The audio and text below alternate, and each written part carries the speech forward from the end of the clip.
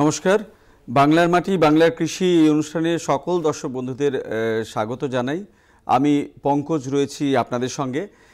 কিছুদিন আগে একটা গান এবং একজন গায়ক খুব হিট হয়েছিল। সেই হিট হওয়া গানটা চীনা বাদামকে নিয়েছিল।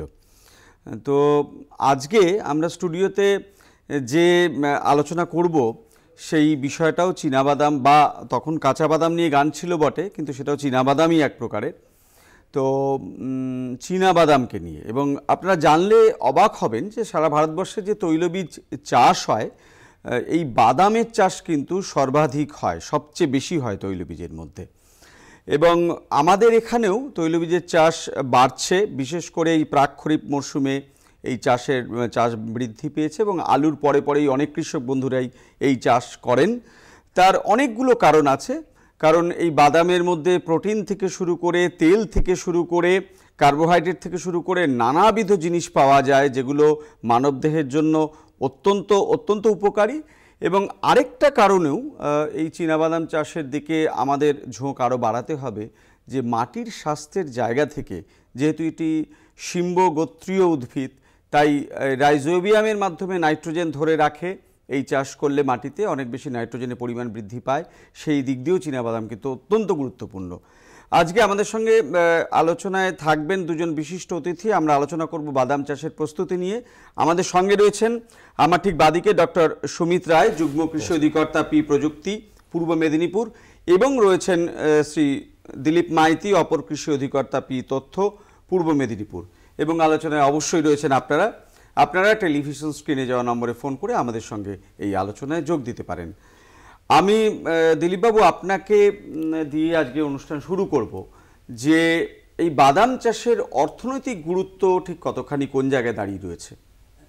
আপনারা শুনলেন যে আমাদের সঞ্চালক মহাশয়ের মুখ থেকে, যে বাদাম ভারতবর্ষে সর্বাধিক তৈলবীজের মধ্যে সর্বাধিক চাষ হয়। বাদামের থেকে বিভিন্ন ধরনের আমরা উপাদেয় খাদ্য তৈরি হয়, তেল তো হয়, বনস্পতি, ঘি, প্রসাধনী সামগ্রী তৈরি হয়, খাদ্য বেকারি শিল্পে বাদামের প্রচুর চল আছে। বাদাম সারা পৃথিবীর মধ্যে বাদাম তেল সবচেয়ে বেশি উদ্ভিজ্জ তেল হিসাবে রান্নার কাজে সবচেয়ে বেশি ব্যবহৃত হয়। আচ্ছা, বাদামের থেকে যে খোল তৈরি হয়, সেই খোল আমাদের জৈব সার হিসাবে কাজে লাগে। সেই রকম আমাদের গবাদি পশুর খাদ্য হিসেবে ব্যবহৃত হয়। বাদাম খোসা বিভিন্ন শিল্পে ব্যবহৃত হয়, বাই প্রোডাক্ট হিসাবে অন্যান্য শিল্পের ক্ষেত্রেও বাদাম ব্যবহৃত হয়। তাছাড়া বিভিন্ন কেক তৈরি থেকে আরম্ভ করে তেল এবং সাবান তৈরিতে তো কাজে লাগেই। সুতরাং বাদামের গুরুত্ব অপরিসীম, এবং বাদাম চাষ একটা প্রচুর সংখ্যক এখন বাদাম চাষ কৃষক ভাইরা করছেন, এবং অর্থনৈতিক উন্নতিতে তারা তাদের নিজেদের অর্থনৈতিক উন্নতি করছেন বাদাম চাষ করে। বিশেষ করে আলুর পরে যারা বাদাম চাষ করেন, আলুর অবশিষ্ট সারকে কাজে লাগিয়ে, সেই সারটাকে কাজে লাগিয়ে তারা বাদাম চাষের করছেন, যার ফলে সারও কম লাগছে এবং তাদের মাটিও উর্বরতা হচ্ছে। সুতরাং দুই থেকেই কিন্তু আমাদের কৃষক ভাইরা লাভবান হচ্ছে, উপকৃত হচ্ছেন আর কি। তার মানে এটা এক কথায় বলাই যায় যে নানান কারণে নানানভাবে আমাদের বাদামের সঙ্গে আমরা যুক্ত হয়ে রয়েছি, সেই কারণেই এটার অর্থনৈতিক গুরুত্ব অনেক বেশি। আমি সরাসরি আপনার কাছে আসবো সুমিতবাবু। সেটা হচ্ছে যে কীরকম ধরনের আবহাওয়া, মানে আমরা আজকাল দেখছি প্রায়শই আবহাওয়ার তারতম্য ঘটছে। এই মুহূর্তে যেমন বেশ মেঘলা পরিবেশের মধ্যে আমরা বিরাজ করছি বলা যায়। তো এরকম পরিবেশে কিভাবে বাদাম চাষ হবে, এবং বাদাম চাষিরা চাষ করতে গেলে মাটিকেই বা কিভাবে প্রস্তুত করবেন, যদি একটু বলেন। হ্যাঁ, আমরা সবাই জানি যে বাদাম একটা ক্রান্তীয় ফসল, অর্থাৎ এর জন্য কিন্তু উষ্ণতা দরকার। বাদাম চাষের সময় পুরো যে বৃদ্ধি দশা, সেই বৃদ্ধি দশা জুড়ে উষ্ণ আবহাওয়া দরকার। আচ্ছা, এবং সেটা ধরুন গড় তাপমাত্রা 21 ডিগ্রি সেন্টিগ্রেড থেকে 26.5 ডিগ্রি সেন্টিগ্রেড গড় তাপমাত্রার প্রয়োজন হয়। এবং বাদামের ক্ষেত্রে যখন ওই শেষের দিকে যখন আমাদের হারভেস্টিংয়ের সময় হয়, ফসল তোলার সময়, ওই সময়টা কিন্তু 1 মাসের মতো টাইম একটু ড্রাই ওয়েদার এবং একটু গরম তাপমাত্রা কিন্তু থাকতে হয়। তাহলে সেক্ষেত্রে ফসল পাকতে সুবিধা হয়।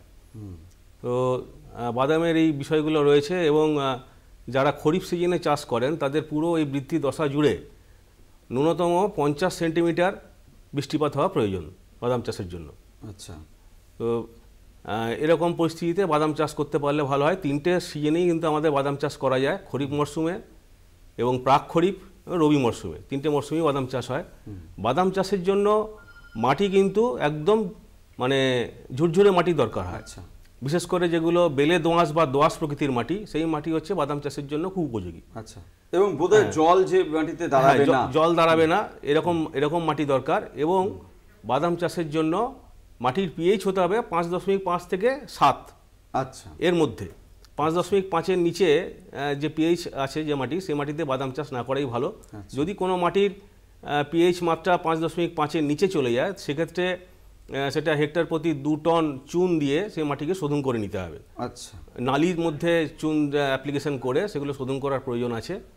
এবং বাদাম চাষের জন্য যেটা দরকার, মাটি প্রস্তুতির যে ব্যাপারটা, বাদাম চাষের জন্য 2বার লাঙল তো দিতেই হবে, এবং 2 থেকে 3বার মই দিতে হবে।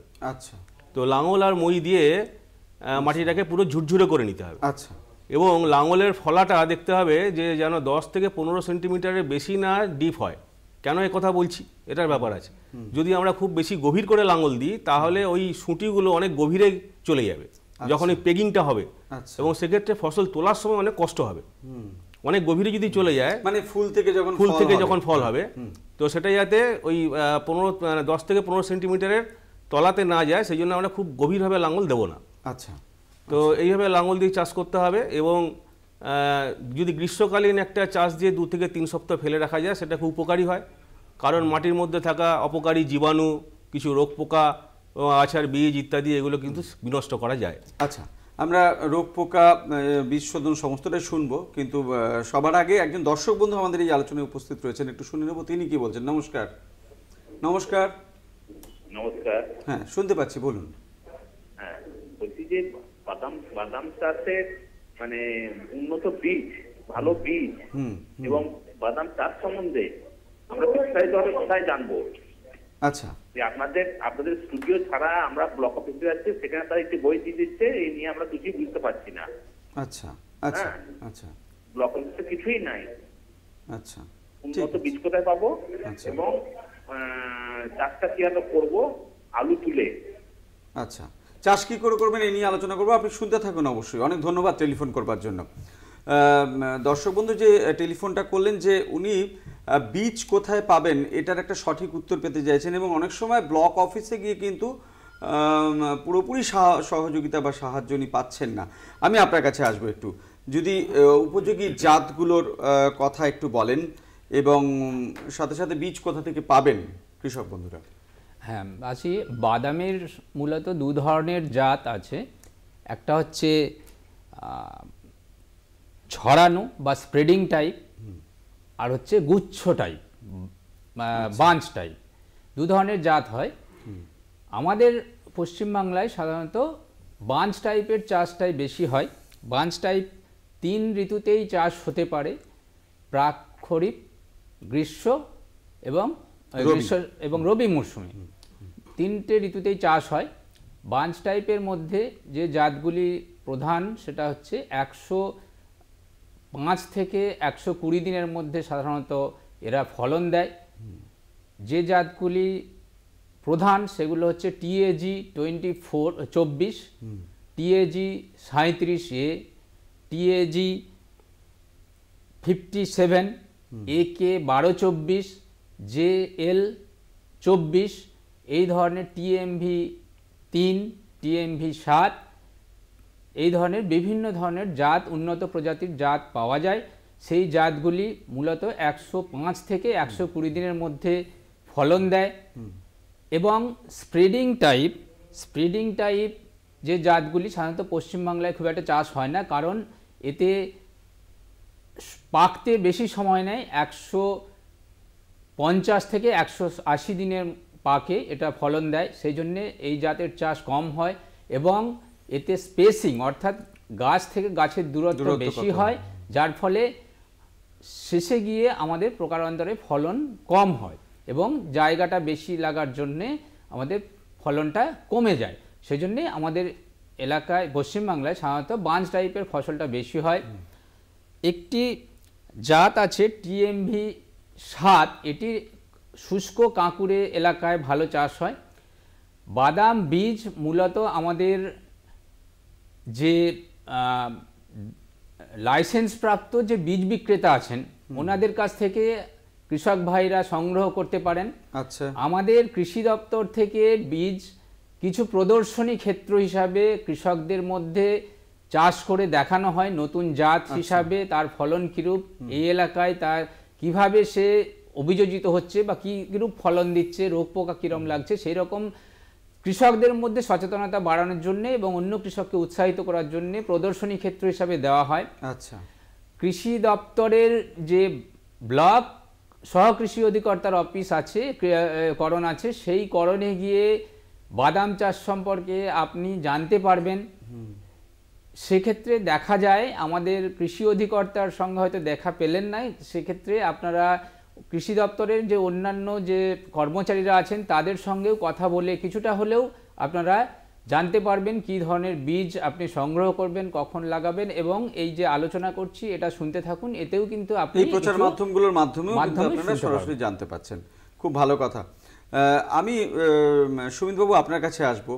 এই যে বীজ বপনের কথা হচ্ছে, বীজের জাতের কথা হচ্ছে, বীজের হার কতটা হলে কি হলে ভালো হয়, এবং আমরা জানি যে বীজের টিকাকরণ মানে বীজ শোধনের আরেক নাম, সেই বীজ শোধনই বা কীভাবে করবে? হ্যাঁ, আমরা পশ্চিমবঙ্গে যে উপযোগী যে জাতগুলো ব্যবহার করি সেগুলো খোসা ছাড়ানো যদি বীজ আমরা নিই সেক্ষেত্রে একর প্রতি 25 থেকে 35 কেজি লাগে। আচ্ছা, 1 একরে। আচ্ছা, তো এই বীজগুলো প্রথমে আমরা হাতে কিংবা মেশিনে আমরা খোসাটাকে ছাড়িয়ে নেব এবং 1 সপ্তাহ আগে ছাড়াবো, বেশি আগে ছাড়াবো না, বেশি আগে ছাড়ালে কিন্তু অঙ্কুরোদ্গম ক্ষমতা কমে যেতে পারে। তো সেগুলো ছাড়ানোর পর আমরা ওগুলোকে জৈব ছত্রাকনাশক কিংবা রাসায়নিক ছত্রাকনাশক দিয়ে আমরা ওটা শোধন করব। ম্যাঙ্কোজেব বা কার্বেন্ডাজিম এই গ্রুপের যে ওষুধগুলো আছে সেগুলো 2 থেকে 3 গ্রাম প্রতি কেজি বীজের জন্য আমরা ব্যবহার করব, কিংবা ট্রাইকোডার্মা ভিরিডি আছে জৈব ছত্রাকনাশক, ওটা আমরা ব্যবহার করতে পারি। ওটা ব্যবহার করলে আমরা ওটা 4 গ্রামের মতো প্রতি কেজি বীজের জন্য আমরা ব্যবহার করব। তো এটাতে কিন্তু বীজ শোধন হয়ে যাবে। এরপরে বীজে আরও কিছু ট্রিটমেন্ট আছে, যেমন এই বীজগুলো রাইজোবিয়াম কালচারের দরকার হয়, যেহেতু সিম্বগোত্রীয় উদ্ভিদ। তো রাইজোবিয়াম নির্দিষ্ট রাইজোবিয়াম প্রজাতি আছে, সেই রাইজোবিয়াম কালচার এটা 1 একর বীজের জন্য প্রায় 400 গ্রাম লাগে। আচ্ছা, কিন্তু মাথায় রাখবেন রাইজোবিয়াম কালচার আর কেমিক্যাল ওষুধ একসঙ্গে মেশানো যাবে না। আচ্ছা, রাইজোবিয়াম কালচার আগে মেশাতে হবে, মাখিয়ে রাখতে হবে, তারপরে বেশ কয়েকদিন পর আপনি রাসায়নিক বীজ শোধকে বীজ শোধন করে, বা যদি সম্ভব হয় জৈব ছত্রাকনাশক এখন সব জায়গাতেই অ্যাভেলেবেল রয়েছে, জৈব ছত্রাকনাশক ব্যবহার করুন, করে বীজ শোধন করুন। আচ্ছা, এইভাবে আমরা বীজ শোধনগুলো করতে পারি। আচ্ছা, আমরা বীজ শোধন যেমন শুনলাম তেমনিভাবে বীজ বোনার যে পদ্ধতি সেটা নিয়েও আলোচনা করব, কিন্তু তার আগে একজন দর্শক বন্ধু আমাদের মধ্যে উপস্থিত রয়েছেন, একটু শুনবো তিনি কি বলছেন। নমস্কার। হ্যালো, হ্যাঁ, কে বলছেন, কোথা থেকে বলছেন? আমি উমেশ পান বলছি, উত্তর ভাটোরা, হাওড়া। বলুন বলুন, আপনার প্রশ্নটা বলুন। আমার বাদাম চাষ করতে করার পর প্রচুর আগাছা হয়, যেমন কাকুর গাছ, কাঁটা লোটে, মুরগি লোটে। আচ্ছা, হ্যাঁ, এইগুলো কিভাবে দমন করব? আগাছা দমন আপনার প্রশ্ন, আপনি শুনতে থাকুন, আমরা আলোচনা করব। অনেক ধন্যবাদ টেলিফোন করবার জন্য।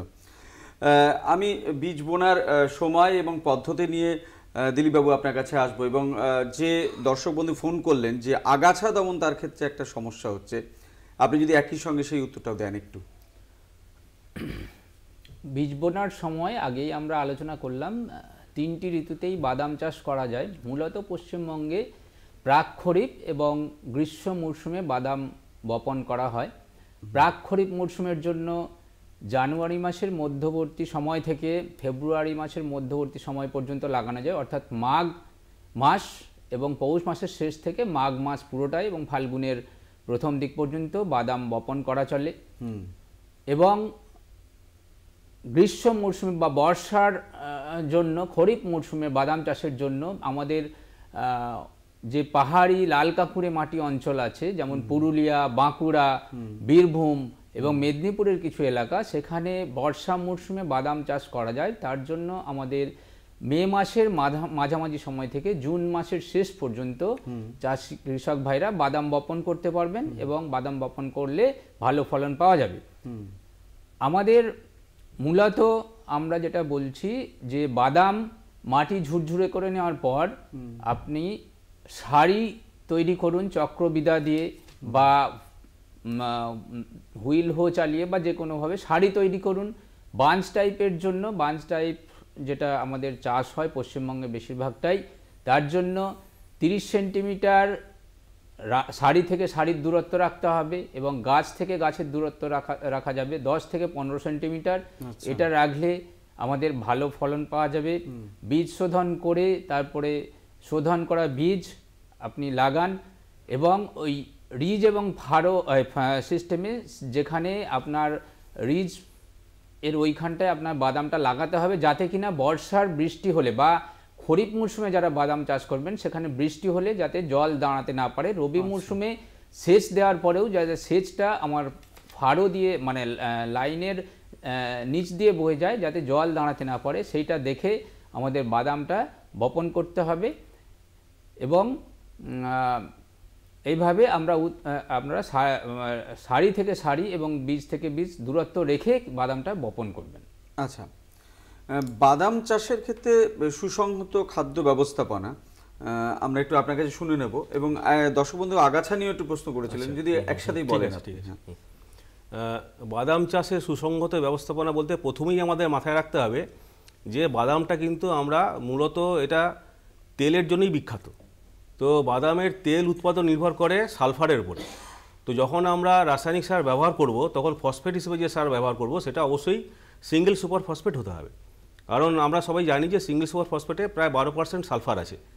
তো ফসফেট ছাড়াও এই সালফারটা কাজে লাগে, কিছু ম্যাগনেসিয়াম পাওয়া যায়, ক্যালসিয়াম পাওয়া যায়, তো এইগুলো কাজে লাগে। এবং আমাদের প্রথমে হচ্ছে সারের ক্ষেত্রে আমি বলি যে জৈব সার আমাদের ব্যবহার করতে হবে, অন্তত হেক্টর প্রতি 5 থেকে 10 টন জৈব সার ব্যবহার করা দরকার আছে। এবং আমরা একর প্রতি যদি আমাদের বৃষ্টি নির্ভর চাষ হয় সেক্ষেত্রে 8 কেজি নাইট্রোজেন এবং 12 কেজি ফসফেট এবং 20 কেজি পটাশ এই হারে আমাদের সার প্রয়োগ করতে হবে এবং সেটা শেষ চাষের সময় মিশিয়ে দিতে হবে। এবং অবশ্যই এই সার যখন আমরা প্রয়োগ করব আমরা সার নির্বাচনের দিকে খেয়াল রাখবো। আমাদের স্ট্রেট ফার্টিলাইজার ব্যবহার করতে হবে, অর্থাৎ ইউরিয়া, সিঙ্গেল সুপার ফসফেট এবং মিউরেট অফ পটাশ।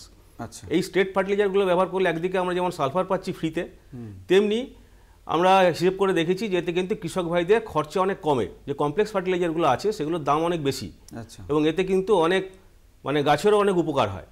তো এটা ব্যবহার করব। আর যদি সেচ সেবিত জমি হয় সেক্ষেত্রে আমরা একর প্রতি 8 কেজি নাইট্রোজেন, 24 কেজি আমাদের ফসফেট লাগবে এবং 30 কেজি হচ্ছে আমাদের পটাশ লাগবে। তো এটাও আমরা শেষ চাষের সময় আমরা মিশিয়ে দেবো। এছাড়াও যখন পেগিংয়ের টাইম আসবে তখন 80 থেকে 100 কেজি জিপসাম প্রয়োগ করতে হবে। জিপসামটা বোধহয় বাদাম চাষের ক্ষেত্রে অত্যন্ত গুরুত্বপূর্ণ, কারণ এটা ওই পট ফরমেশনের জন্য খুব কাজে লাগে। এতেও ক্যালসিয়াম এবং সালফার রয়েছে, তো এগুলো মাথায় রাখতে হবে। এছাড়াও কিছু অনুখাদ্য বাদামের প্রয়োজন আছে। আমরা ফুল আসার আগে যদি আমরা বোরন স্প্রে করতে পারি, 1 লিটার জলে 2 গ্রাম হারে আমরা গুলে যদি বোরন স্প্রে করতে পারি সেটা খুব কার্যকরী হয়। এছাড়াও মলিবডেনামের অভাব পূরণ করার জন্য আমরা অ্যামোনিয়াম মলিবডেট ব্যবহার করতে পারি। ওটা 10 লিটার জলে 1 গ্রাম গুলে আমরা ওটা ফুল আসার আগে স্প্রে করতে পারি। এইভাবে কিন্তু বাদামের সুসংগত খাদ্য ব্যবস্থাপনা আমরা গড়ে তুলতে পারি। তবে অবশ্যই খেয়াল রাখবেন যে জৈব সারের দিকে কিন্তু আমাদের গুরুত্বটা দিতে হবে। একটু আগাছাটাও যদি আগাছাটা বলি, যে আগাছার ক্ষেত্রে দেখবেন যে বাদাম এবং আগাছা এদের যে প্রতিযোগিতা, সেই প্রতিযোগিতাটা সবথেকে গুরুত্বপূর্ণ সময় হচ্ছে বাদাম বীজ বপনের 3য় থেকে 6ষ্ঠ সপ্তাহ পর্যন্ত। এই সময়টা খুব গুরুত্বপূর্ণ। আচ্ছা। এবং আরেকটা জিনিস খেয়াল রাখবেন যে বাদাম বীজ বোনার 40 দিন পর কোনো যান্ত্রিক বা হাত নিড়ানি দিতে যাবেন না। সেক্ষেত্রে পেগিংয়ের কিন্তু সমস্যা হতে পারে, পেগিং ব্যাহত হতে পারে, এটা মাথায় রাখতে হবে। এবারে যদি আমাদের রাসায়নিক আগাছানাশক ব্যবহার করতে হয় তাহলে যেগুলো বৃষ্টি নির্ভর চাষ হচ্ছে সেক্ষেত্রে ফ্লুক্লোরালিন আমরা ব্যবহার করতে পারি। সেটা ফ্লুক্লোরালিন কিন্তু ব্যবহার করার পরেই ওটা একর প্রতি প্রায় 800 মিলিলিটার ওটা ব্যবহার করে কিন্তু মাটির সঙ্গে মিশিয়ে দিতে হবে। এবং আমরা যদি সেচ সেবিত জমি আমরা আগাছানাশক ব্যবহার করি তাহলে ফ্লুক্লোরালিন বা পেন্ডিমেথালিন এই দুটোর যে কোনো একটা আমরা ব্যবহার করতে পারি। পেন্ডিমিথালিনের ক্ষেত্রে হচ্ছে প্রায় 1300 মিলিলিটার একর প্রতি আমরা এগুলো ব্যবহার করতে পারি, এবং এগুলো ব্যবহার করার পর ভালো করে মাটিতে মিশিয়ে দিতে হবে এবং তার পরেই কিন্তু একটা সেচ দিতে হবে, তাহলে এগুলো কার্যকরী হবে। এই যে সেচের প্রশ্ন আসলো, আমি বাদাম চাষের ক্ষেত্রে সেচও বেশ গুরুত্বপূর্ণ এবং বেশ কয়েকবার সেচ দিতে হয়, কিন্তু সেচ দিলেই তো হবে না, সেচের জন্য একটা নির্দিষ্ট সময় আছে এবং একটা ব্যবস্থাপনা রয়েছে। সে সম্পর্কে দিলীপবাবু যদি একটু বলেন। বাদামের সেচ ব্যবস্থাপনা, বর্ষার যে খরিফ মরশুমে যে বাদাম চাষ হয় তাতে মূলত কৃষক ভাইদের সেচের দরকার হয় না, বৃষ্টির ওপর নির্ভর করেই সেটি চাষ হয়। কিন্তু প্রাক খরিফ বা রবি মরশুমে বাদাম চাষ করলে সেচ অবশ্যই জল সেচ দরকার। সেক্ষেত্রে 450 থেকে 500 মিলিমিটার মতো জল বাদাম চাষের লাগে। বিভিন্ন বাদাম চাষের বেশ কিছু গুরুত্বপূর্ণ বা ক্রিটিক্যাল স্টেজ আছে যখন সেচের অভাবে বাদামের ফলন ব্যাহত হতে পারে, বা যে সময়ে বাদাম চাষে সেচ অবশ্যই দেওয়া দরকার। প্রথমে বীজ বপনের পরে বীজ অঙ্কুরিত হওয়ার পর থেকে আরম্ভ করে 20 দিনের মাথায় একবার সেচ দেওয়া দরকার, এবং ওই রিচ এবং ফাড়ু এই মেথডে সেচ দেওয়া দরকার যাতে জল জমে না থাকতে পারে। আচ্ছা। এবং এরপরে পেগিং এর সময় থেকে বাদাম এর ফুল আসে। বাদাম সাধারণত ইনডিটারমিনেট টাইপ, অর্থাৎ ফুল হওয়া থেকে আরম্ভ করে ফুল চলতে থাকে, ফুল বা ফলনের আগে পর্যন্ত ফুল দেওয়া চলতে থাকে, যার ফলে 40 দিনের মাথায় একবার সেচ দিতে হবে। এরপরে 50 থেকে 70 দিনের মাথায় আরও দুবার সেচ প্রয়োগ করতে হবে। এবং রবি মরশুমে চাষ করলে মাটির জল ধারণ ক্ষমতা বা মাটিতে জল নেওয়ার ক্ষমতা অনুসারে 7 থেকে 8টি সেচ আমাদের অবশ্যই দিতে হবে। কিন্তু যে গুরুত্বপূর্ণ সময় সেচ দেওয়ার কথা বলে সেইগুলো অবশ্যই মেনে চলতে হবে এবং সেগুলো দিতে হবে, না হলে ফলন কিন্তু মার খাবে। বাদামের ক্ষেত্রে আরেকটা গুরুত্বপূর্ণ, আপনারা আমরা খেতে গিয়েও পাই যে কালো বাদাম, এবং সেটা নিয়ে একটু আমি আপনার কাছে আসবো। একদম সময় আমাদের হাতে কম, একদম 1 মিনিটে যদি বলেন আফলাটক্সিন এই বিষয়ে একটু আপনি যদি বলেন। এটা আমরা অনেকেই দেখেছি যে বাদাম আমাদের মুখে পড়ে যায়, খুব তেতো এবং ফাঙ্গাস থাকে, আমরা বুঝতে পারি। তো এগুলো কেন হয়? এগুলো কিন্তু শরীরের পক্ষে খুব ক্ষতিকর। অ্যাফলাটক্সিন বলে একটা ওখানে টক্সিন থাকে, যে টক্সিনটা হচ্ছে আমাদের কিন্তু ক্যান্সার ঘটাতে পারে, আমাদের ওটা একটা ইমিউনোসাপ্রেসিভ এজেন্ট হিসেবে কাজ করে। তো অনেক কিছু জিন মিউটেশন ঘটতে পারে। এটা কেন হয় না, মাটিতে অ্যাসপারজিলাস গণের অনেক ছত্রাক বাস করে, তো তার মধ্যে অ্যাসপারজিলাস ফ্ল্যাভাস, মানে এই ছত্রাক নিয়ন্ত্রণ করার জন্য কৃষক বন্ধুরা কি করবেন? আমি একদম হাতে সময় নেই, 2 মিনিট। এই ছত্রাক নিয়ন্ত্রণ করার জন্য যেটা করা দরকার সেটা হচ্ছে যে ট্রাইকোডার্মা ভিরিডি দিয়ে বিষ শোধন করা, এবং মাটিতেও ট্রাইকোডার্মা ভিরিডি মেশানো জৈব সারের সঙ্গে মিশিয়ে প্রায় 12.5 কেজি একর প্রতি এটা মেশাতে হবে মাটির সঙ্গে, তাহলে কিন্তু এই ফাঙ্গাসটা অনেকটা নিয়ন্ত্রণে আসবে।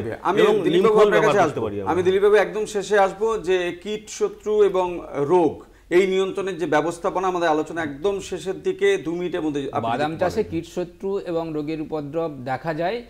যে কীটশত্রুগুলি দেখা যায় সেগুলি হচ্ছে থ্রিপস বা গরাত মাছি, হোয়াইট গ্রাব, অ্যাফিড বা জাপ পোকা, স্পোডপ্টেরা বলে একটি পোকা যেটা টোবাকো ক্যাটারপিলার হিসাবে বহুল পরিচিত। এই পোকাগুলির নিয়ন্ত্রণে সর্বাত্মকভাবে আইপিএম স্ট্র্যাটেজি আমাদের নিতে হবে, আইপিএম পদ্ধতি নিতে হবে। যেমন প্রথম থেকে যেটা বলা হলো বাদামের বীজ শোধন করা। বীজ শোধন শুধু রোগনাশক দিয়ে করলে হবে না, এখন বলা হচ্ছে কীটনাশক দিয়েও বীজ শোধন করা যেতে পারে। তার জন্য ইমিডাক্লোপিড WS 70% 5 গ্রাম প্রতি কেজি বীজের জন্য মিশিয়ে বীজ শোধন করা যেতে পারে, সেই বীজ শোধনটা করা দরকার। এরপরে আমাদের আক্রান্ত গাছ তুলে পুড়িয়ে ফেলতে হবে। পোকার যে সমস্ত ডিম আছে বা পোকা দেখলে পর সেগুলো আমাদের ধরে নষ্ট করতে হবে, পোকার ডিম নষ্ট করতে হবে। এবং সর্বশেষ পরিস্থিতি হিসাবে আমাদের যেমন স্পোডপ্টেরা বা এই ধরনের পোকাগুলো পলিফেগাস পেস্ট অনেক ফসলেই খায়, এদেরকে নিয়ন্ত্রণ করার জন্য আমাদের রাসায়নিক যেমন সিস্টেমিক ওষুধ যেমন ক্লোথায়ানিডিন এই ধরনের ওষুধ প্রয়োগ করতে হবে, ইমিডাক্লোপিড জাতীয় ওষুধ প্রয়োগ করতে হবে। বাদাম চাষে রোগ প্রধানত যেখানে টিক্কা রোগ দেখা যায়, মরিচা রোগ দেখা যায় এবং রোজেট একটি ভাইরাস রোগ দেখা যায়। টিক্কা রোগ বা মরিচা রোগ এগুলো হচ্ছে ছত্রাক ঘটিত রোগ, গড়া পচা রোগ। এর জন্য আমাদের বীজ শোধন করতে হবে এবং তারপরে ম্যানকোজেব 2.5 গ্রাম প্রতি লিটার জলে, কবচ 3 গ্রাম প্রতি লিটার জলে বা অ্যামিস্টার 1 আজকে গ্রাম আমাদের হাতে প্রতি একদম লিটার জলে। সময় নেই, তার মানে আমরা আজকের আলোচনা থেকে যেটা বুঝলাম যে আমাদের যেমন ওষুধ প্রয়োগ করতে হবে ছত্রাক ঘটিত রোগের জন্য, তেমনিভাবে কিন্তু বীজ শোধনের প্রয়োজন আছে। আমরা আজকে আলোচনা করছিলাম বাদাম চাষের প্রস্তুতি এবং সামগ্রিক দিক নিয়ে। বাংলার মাটি বাংলার কৃষি এই অনুষ্ঠান আজকে এখানেই শেষ করবো। আপনাদের দুজনে এখানে এসে এতগুলো কথা আমাদের সঙ্গে ভাগ করে নিন, তার জন্য অনেক অনেক ধন্যবাদ। নমস্কার।